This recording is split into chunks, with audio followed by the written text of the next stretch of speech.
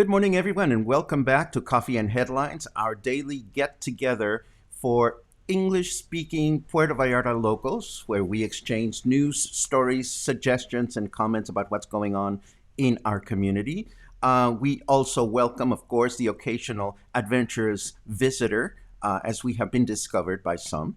My name is Paco Ojeda, and if you are new to these broadcasts, please feel free to write the word new in your comments. If you have specific questions about something, it would help us a great deal if you put the letter Q at the beginning of your comment, because that way we will be more likely to see your questions as they are coming in. As always, I see a bunch of local friends, and I see that our very special guest of the day has arrived. This would be Dave Van Pelt. Van Pelt, my dear new plosive friend. Today, our show is largely about DM Van Pelt, and I will tell you why in a minute. Today, we're going to look at our usual choice of headlines as they relate to what's going on around the world. And you may want to stick around till the end, because at the very end, we are going to recommend the best restaurants for Dave Van Pelt to be able to explore on his first ever trip to Puerto Vallarta. So stick around, because it's going to be great. I know we're going to ruffle some feathers through the process, and quite frankly, that's what coffee is for. Let's jump into the headlines.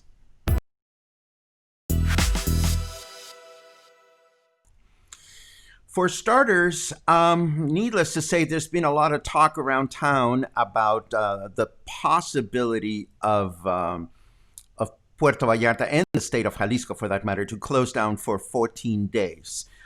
Some business communities have been quite alarmed, but I caught this note this morning. Canirac, which is the local restaurant association, local in Puerto Vallarta, there's also a state chapter and a national chapter. They have come out and said that they endorse, although, of course, needless to say, they wouldn't like it, but they endorse, if necessary, this decision of reclosing or closing our destination again for 14 days. Needless to say, again, this is not something that anybody wants, but if it comes to it, I see that Canirac, the Restaurant Association, has come forth to endorse the move. I also learned through Noticias PV that the local police force is back to inspecting traffic on city buses and making sure that they follow the law and the expectations they have established for checkpoints around the city. And what they're going to do is, if the bus driver is not wearing a face mask, the bus driver is going to receive an infraction. If a citizen is not wearing one but has one with him, if a bus rider, a passenger, they will ask the person to put it on. If not, he has to get off the bus. If they spot someone who doesn't have a face mask at all, they will ask him to get off the bus. And if the passenger refuses to get off the bus will not move until that happens. So hopefully this will be something that they're going to be enforcing. The article goes on to talk about the number of infractions and sanctions that the government has already applied to drivers, businesses, and so forth, and has posted a lot of photographs that look to me as though they're trying to say, look, we are doing something about it. We're doing our job. Now, how much or how little they're doing about it is something that we're going to have to wait and see. Another thing that caught my attention and is really interesting is this notion that aerosols may play a larger role in COVID transmission than we anticipated. I do happen to know from a podcast that I'm going to recommend in a minute that the World Health Organization has been reluctant to release this information that that aerosols can be harmful. And aerosols are the tiny, tiny, tiny droplets that can travel and stay in the air for a long time. They have been reluctant to release this information, first of all, because they did not have findings about it, and secondly, because they did not want to over alarm the population. Now, you're probably asking me, what are aerosols and what are the differences between aerosols and the tiny droplets and this and that and the other? Well, I had the same question. And what I want to do is recommend um, yet another wonderful podcast, which is Today Explained. It's produced by, of course, none other than Vox, which we know and love. And Today Explained is a 25-minute daily, weekdays only, daily podcast that takes one specific topic per day, and they break it down. And they break it down with fascinating interviews and background information and so forth and so on. And it so happens that 3 days ago, there was this very specific issue. It was addressed. So there is a 25-minute podcast called Surfaces versus Droplets versus Aerosols. Anybody that has concerns about going out and what happens when you touch things and what is the difference between a large space and a small space and how do these particles travel through the air, it's 25 minutes, and it is beautifully explained, like all the things that that Vox does. So I'm going to leave this in the show notes so that you can all take a look at it. It is absolutely wonderful. Now, this sketchy photograph, I want to talk about this because a few days ago, when we were talking about the party at Terra Noble that continues to make noise in the city, thankfully, I also spotted this news item about a clandestine party that took place in Guadalajara at a parking lot. They got busted, and at the time I didn't include it in the broadcast, didn't talk about it because I figured we had other more local things to talk about. Well, I bring it up today because this is what happened. The owner of the parking lot had to pay 350,000 pesos as a fine because they threw that party. Now, 350,000 pesos is the price of a small car, so it's not a small amount. My only hope and my only wish is that the local authorities will fine people that break the law and organize parties when they shouldn't, as severely as it happened in Guadalajara in this particular case. Needless to say, we don't see a lot of information about what the sanctions are locally. And one of the things that I would like to see more of, and this is something that I'm definitely going to suggest to people that I know that work in the city is, let us know what the consequences are of these acts so that we can definitely be mindful of it. Speaking of that, I also caught this in Noticias PV. There is a particular worker in an OXXO, I think this is an OXXO Nuevo Vallarta, that demands people to wear face masks, but he doesn't. So this was a post written by Mauricio Lira Camacho. He is a reporter, a journalist in this website. And I have sent Mauricio a personal note because I want to know. Noticias Pepe publishes a lot of these types of reports. And I am really curious as to what happens when they post these things. Again, we don't ever find out a lot about the ultimate consequence of these things. So I'm hoping to have a nice conversation with Mauricio because I'm hoping that we can find effective ways in which we can denounce things, not because we want to hurt anybody, but we want to make sure that everybody's doing the right thing whenever possible. So I'm hoping to hear from him sometime during the day today and have a conversation with him about this. I want to know how it's worked out for them as a news source to be able to share these things. And this is something that I'm also very sad about. This is not something that is directly related to our community or most of us.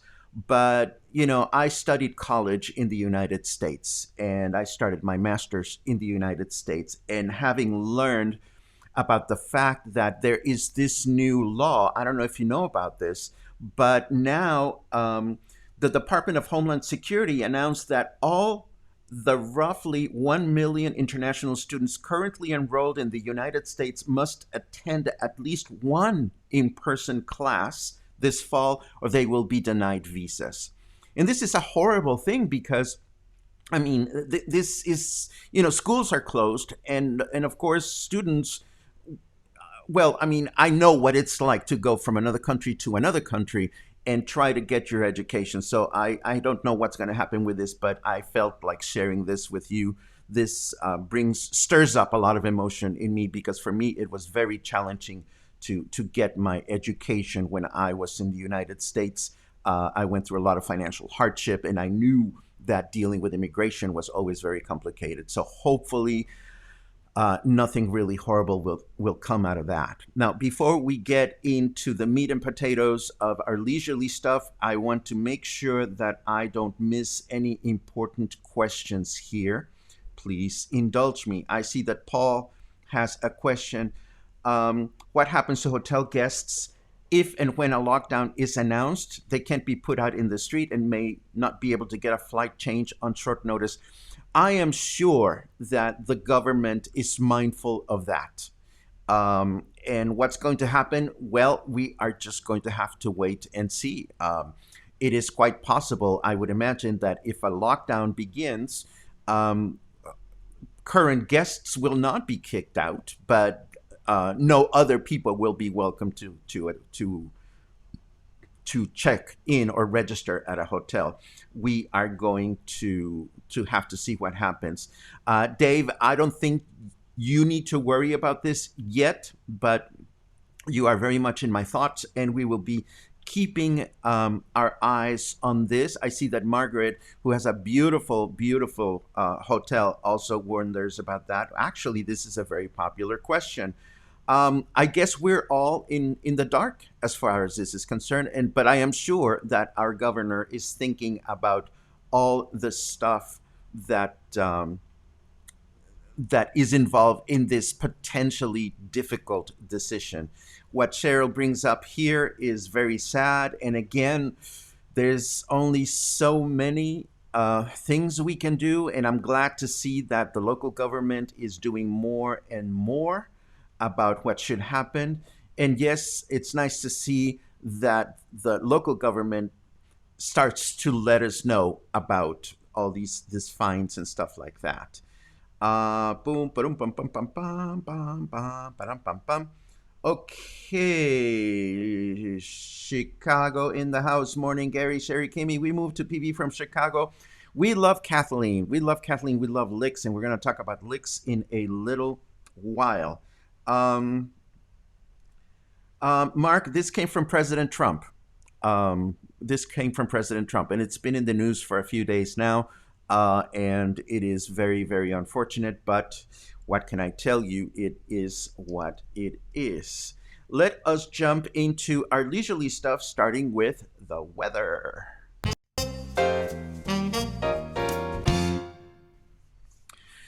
Okay, it is 84 degrees Fahrenheit, 29 degrees Celsius, 29 Celsius right now. The humidity is at 74. Sunset will be at 8:47. Yesterday or the day before, somebody suggested more of a forecast function, and I told you I would do some homework, and I learned how to get the forecast.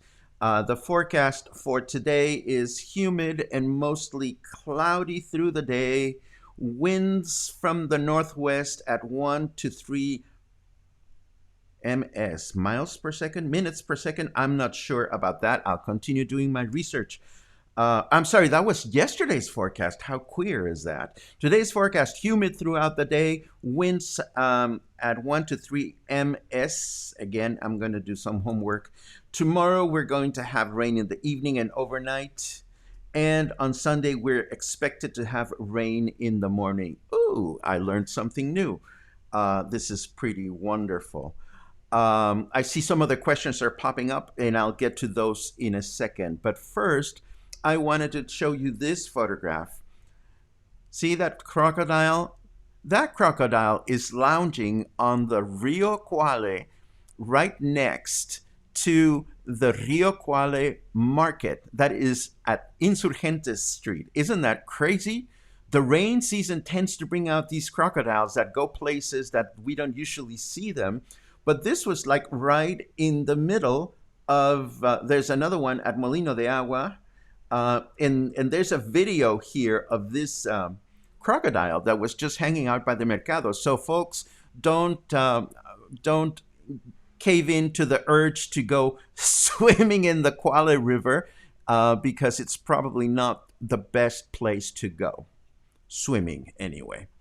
When I used to work at Vallarta Lifestyles magazine, I used to pay a lot of attention to these polls that Travel and Leisure magazine puts out every year of the best places, the world's best awards.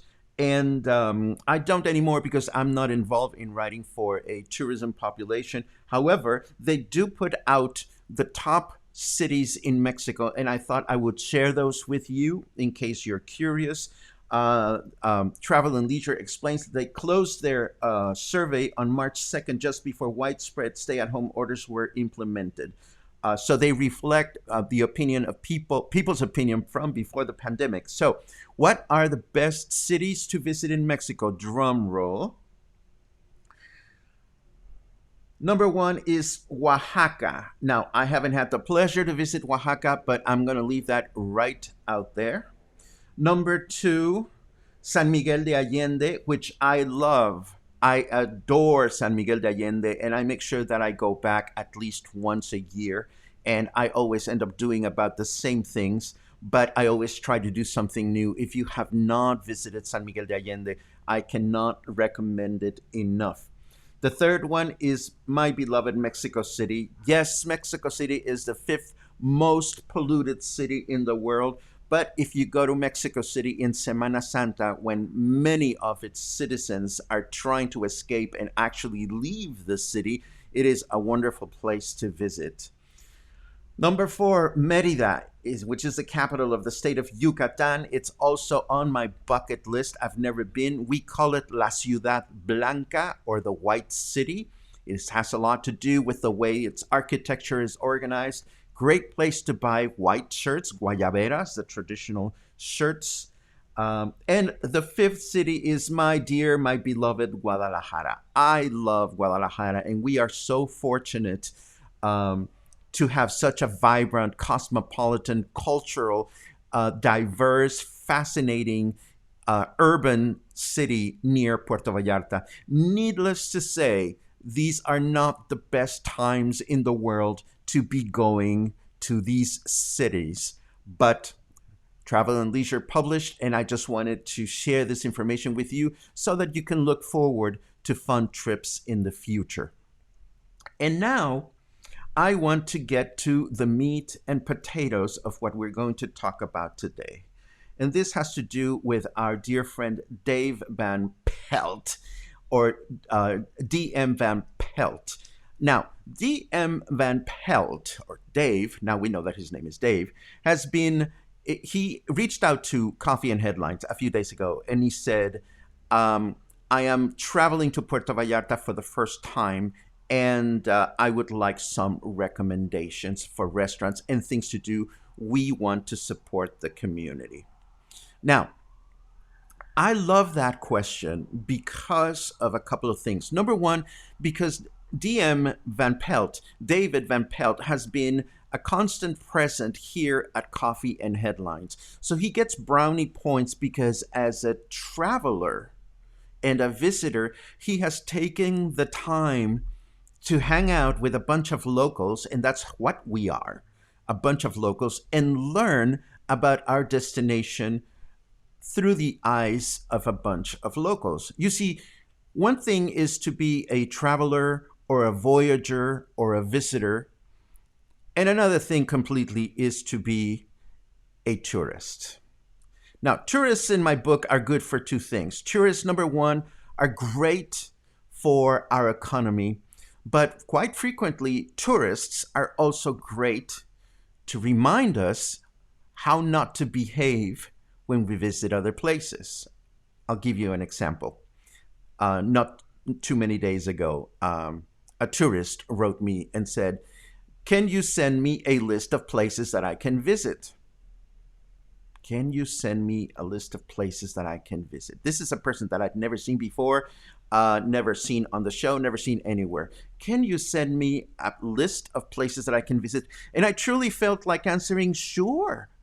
Would you like that before or after your mani-pedi? Or before your personalized turn-down service?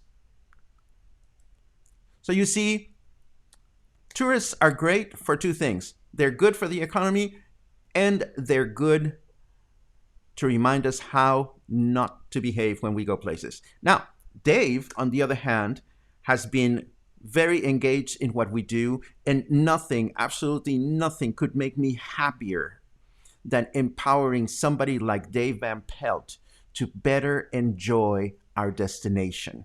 So check this out. Today, we are going to give we're going to give Dave a crash course on the best restaurants he and whomever he's traveling with can enjoy this time of year in Puerto Vallarta.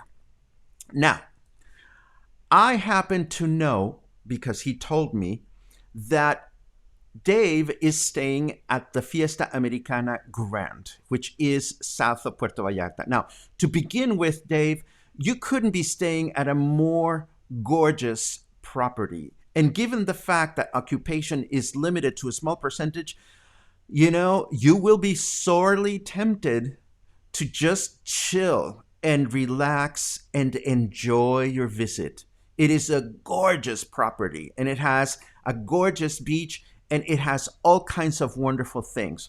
But because you have asked, I'm going to give you my personal breakdown.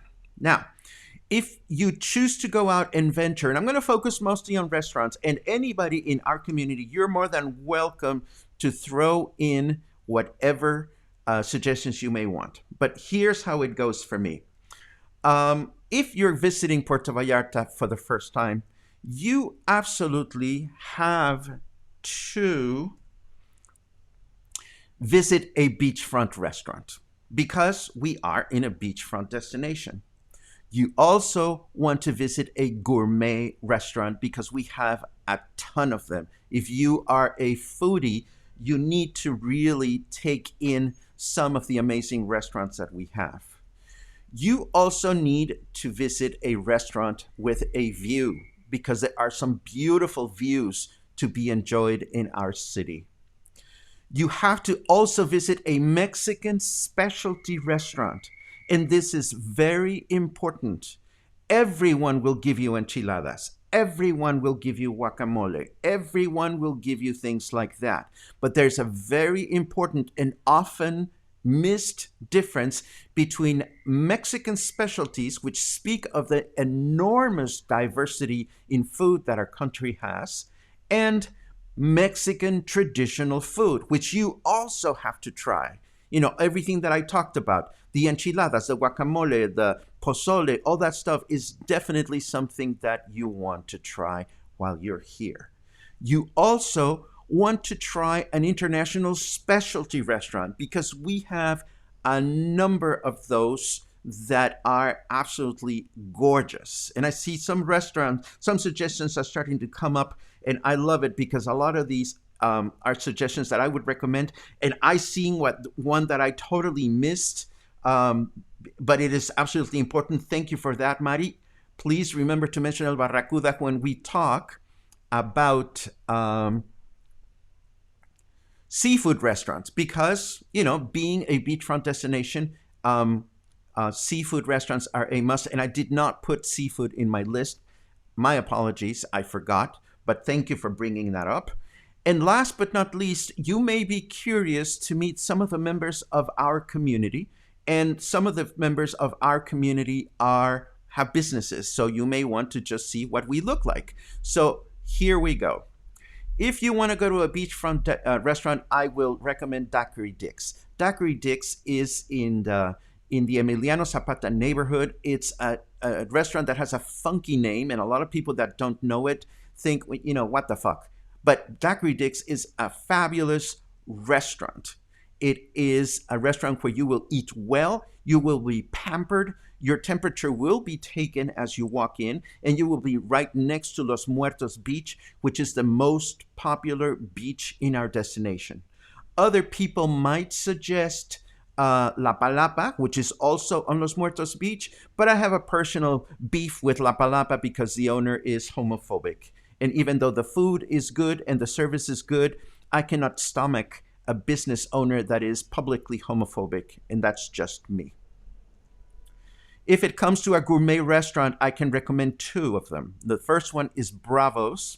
Oh, and I should say about Daiquiri Dick's, I have been to Daiquiri Dick's during the pandemic, and I know they're taking care of business.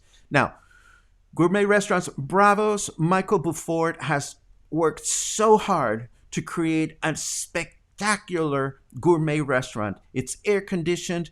He is, we talked about him recently turning people down for not wearing a face mask. So even though I have not been to Bravo's during the pandemic, I know that he's a conscientious restaurant owner. I could not recommend him further.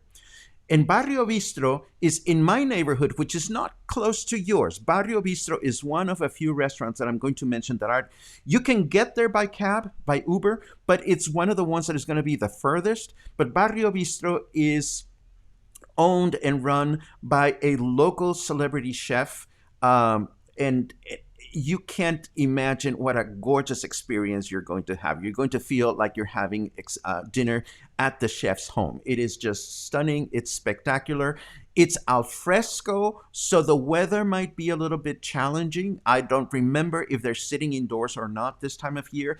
And again, I haven't been since the pandemic, but I cannot imagine either one of these two restaurants not taking care of us as they should.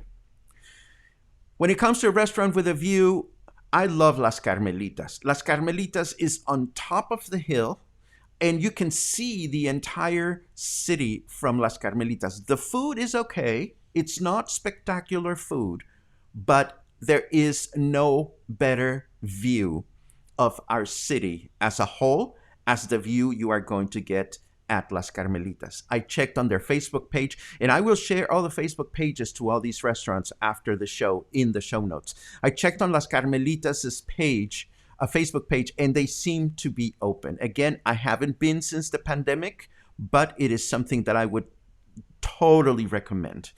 I put here Casa Isabel in orange because I know that they're closed right now, but I can't recommend Casa Isabel enough. Isabel Manor has built this amazing hotel, and she has a great restaurant, and the view from Casa Isabel of the neighborhood we call Emiliano Zapata, which is also the neighborhood and where a lot of the tourist things happen. The view from Casa Isabel is absolutely spectacular. Moving on, Mexican specialty again. This is not about tacos and chilaquiles and stuff like that, which is wonderful. But if you want to try some amazing gourmet Mexican food, I can only recommend El Arrayan. El Arrayan, Carmen Porras and her partner Claudia have worked so hard through the years to build this amazing restaurant. I haven't been in a while, so I don't even know if they're open through the pandemic, but knowing her as a business owner, as a chef, as someone who constantly travels through the country to learn about new food traditions and recipes, you cannot go wrong going to El Arrayan. Mexican traditional. This is really complicated because a lot of the restaurants that are really wonderful, like Senaduría Celia, for example, are very or can be very informal. So this time of year, given the health situation we're going through, I don't quite feel comfortable recommending much. But Macareno is a must try. Macareno is in my neighborhood, And it is this small restaurant. They're not even open for dinner. You have to go for breakfast or for lunch. But they offer street food with a twist and with a touch of safety and guidelines. It is absolutely wonderful. And um, I have a review of it on my website. I've written about them and I mention them frequently. In fact, I went and had lunch with them yesterday because I wanted to get a little bit more of an understanding as to the guidelines for restaurants versus other types of businesses. I wanted to learn about the thermometer, whether it was a requirement or not. And as we discussed yesterday, we'll be talking about this with more detail in the following few days. International specialty. Oh my God, our city has so much to choose from. But here are the ones that I would recommend, and I'm going to tell you why. Archie's Walk serves wonderful Asian cuisine. It's right in the heart of Emiliano Zapata, and it's a small restaurant. So if you're feeling a little concerned about being in a small environment, Archie's Walk might seem a little daunting, but they are very good at taking care of you when you walk in. They check your temperature. They are a very charismatic, well-respected, and much-loved restaurant in our city. Barcelona Tapas, same thing, a very hard-working owner. It is in El Centro, and the food at Barcelona Tapas, it's Spanish food, so expect to drink gorgeous wines and expect to eat wonderful food and also expect a nice view of the bay. It is a top level restaurant. You have to take a new elevator, I understand. I haven't visited since the pandemic started, but I would not mention these restaurants if I didn't think they were any good or if I didn't know the owners to be conscientious about their guidelines. Divino Dante, I have such a soft spot for this place because Jenna Guarnier, the owner, goes out of her way to provide a wonderful, cozy service at her second story wine and tapas eatery. Their bartender is a really amazing award-winning mixologist. So if you enjoy your boozy drinks, expect to be pampered. Plus, Divino Dante sits on top of Galleria Dante, which is one of the most spectacular art galleries you could possibly visit here in Puerto Vallarta. You cannot imagine what a great double experience you're going to have by going to this place. The Swedes is a Swedish restaurant also in the Emiliano Zapata neighborhood. It is gay owned and it is professionally run, and it is one of the restaurants that that I'm a repeat guest most frequently in the city. I know that they're open. The food is spectacular. The service is always fun and personal. Great wines, great conversation, and it's air conditioned, which is a plus. Last but not least in this list is Siam Cocina Thai. Siam is also owned by Michael Beaufort, who I mentioned earlier. He is the owner of Bravo's restaurant. So this is an amazing air-conditioned restaurant that you are going to enjoy. And I mentioned earlier that I wanted to definitely visit one of Michael's properties before the week was over because he's been very adamant about making sure that the only people that walk into his restaurant are people that are wearing face masks. Seafood. And here's where I forgot to mention barracuda, but thank you very much. Thank you very much for mentioning barracuda in your comments. La Mara, which is next to Macareno, which I mentioned earlier, is a ceviche specialty restaurant. As you know, ceviche is raw food, and you cannot go wrong at this place. They're open for lunch and early dinner. It's air conditioned. They take your temperature, and the ceviche that you're going to try there is absolutely amazing. Daiquiri Dick's is not a seafood restaurant per se, but they also have amazing seafood. And of course, somebody just mentioned Barracuda. I think I've been to Barracuda 4 or 5 times in the last month and a half. So that tells you how much I like it. Barracuda is also right by the beach, not Los Muertos, which is very popular. But one thing that I love about Barracuda is that their seafood is creative. The breeze is always blowing, and it is a comfortable, laid back, not laid book, laid back place to enjoy. For dessert, I have to recommend Licks ice cream because Kathleen is always here and because the ice cream is awesome. They have two branches. One is in Colonia Emiliano Zapata, where a lot of these things are. I know that chances are you're not going to meet Kathleen there because she's always at her office, and I know that she's looking after one of her pooches. But Licks is absolutely amazing. And by the way, just about any one of these restaurants will have mind-blowing dessert that you can keep in mind.